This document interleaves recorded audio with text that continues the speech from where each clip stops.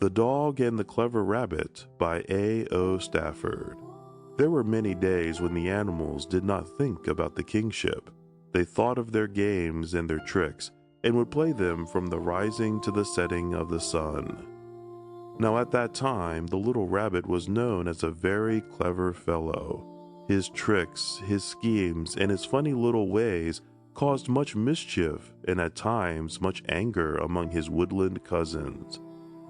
At last, the wolf made up his mind to catch him and give him a severe punishment for the many tricks he had played upon him. Knowing that the rabbit could run faster than he, the wolf called at the home of the dog to seek his aid. "Brother dog, frisky little rabbit must be caught and punished. For a nice bone, will you help me?" asked the wolf. "Certainly, my good friend," answered the dog, thinking of the promised bone. "Be very careful, the rabbit is very clever," said the wolf as he left. A day or so later, while passing through the woods, the dog saw the rabbit frisking in the tall grass. Quick as a flash, the dog started after him. The little fellow ran and, to save himself, jumped into the hollow of an oak tree. The opening was too small for the other to follow, and as he looked in, he heard only the merry laugh of the frisky rabbit. "Hee hee, hello, Mr. Dog, you can't see me." "Never mind, boy, I will get you yet," barked the angry dog. A short distance from the tree, a goose was seen moving around looking for her dinner. "Come, friend goose, watch the hollow of this tree while I go and get some moss and fire to smoke out this scamp of a rabbit," spoke the dog, remembering the advice of the wolf.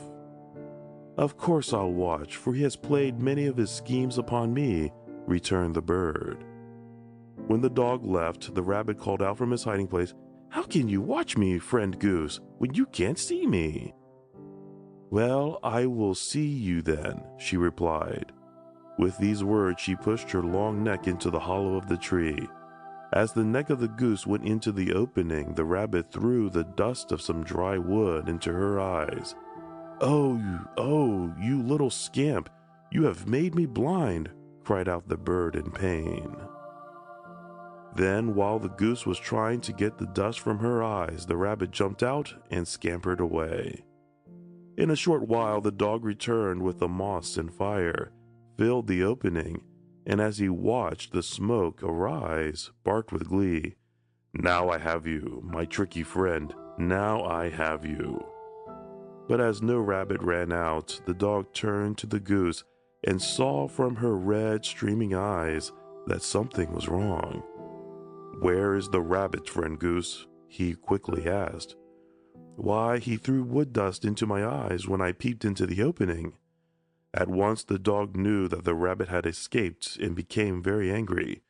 "You silly goose, you foolish bird with web feet, I will kill you now for such folly." With these words, the dog sprang for the goose, but only a small feather was caught in his mouth as the frightened bird rose high in the air and flew away. End of The Dog and the Clever Rabbit by A.O. Stafford.